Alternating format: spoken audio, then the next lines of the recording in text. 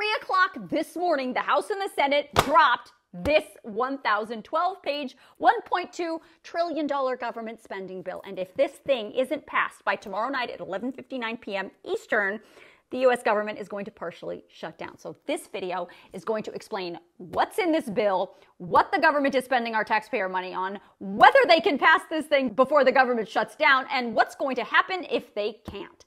So first, what is in this 1,012-page bill worth $1.2 trillion? Well, it includes all the spending levels for some really big and important government departments like defense, labor, homeland security, health and human services, the legislative branch, financial services, and the State Department. This $1.2 trillion is on top of the $459 billion in government spending that Congress already approved for all the other government departments earlier this month. So this massive bill is a result of bipartisan negotiation. So both sides, Democrats and Republicans, are claiming victories here. But the fact is, this legislation is really similar to the deal that former House Speaker Kevin McCarthy cut with President Biden, and they got fired for it last year.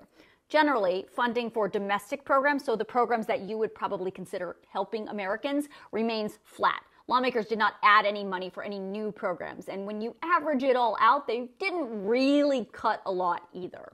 The only place where spending really increased was in military spending and veterans programs. Now, it's absolutely impossible for me to go through everything in this bill, but I will run down some of the big highlights for you.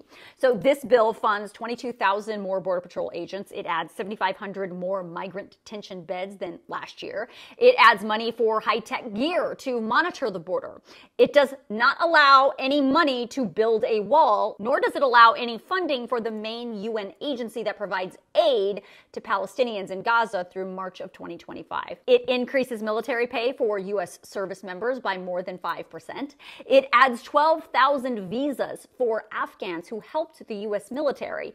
And it adds $1 billion over last year's funding level for child care and Head Start programs.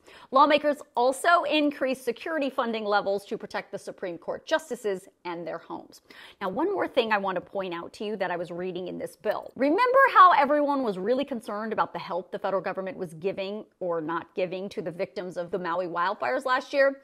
Well, in this new bill, lawmakers technically cut FEMA funding.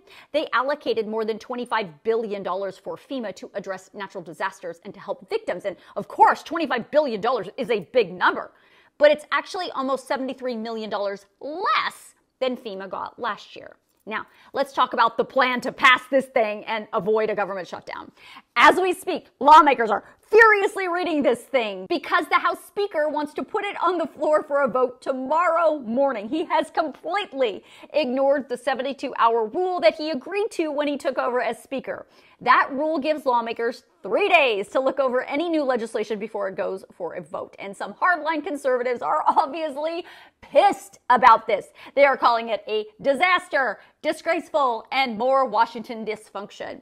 And it appears like the House Speaker isn't afraid of their anger because this is the way it's going down, whether they like it or not.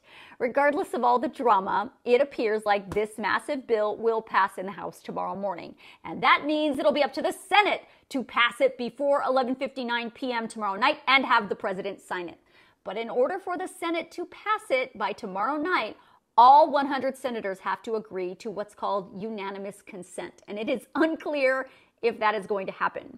And if they can't get all of that done and have the president sign it in time, it is possible we're going to see what I call a mini government shutdown over the weekend. I say mini because generally the federal government is closed over the weekend, so the full negative effects of a government shutdown won't really be felt. But if Monday rolls around and this bill hasn't passed, then we're absolutely going to start seeing and feeling the real impacts of a government shutdown.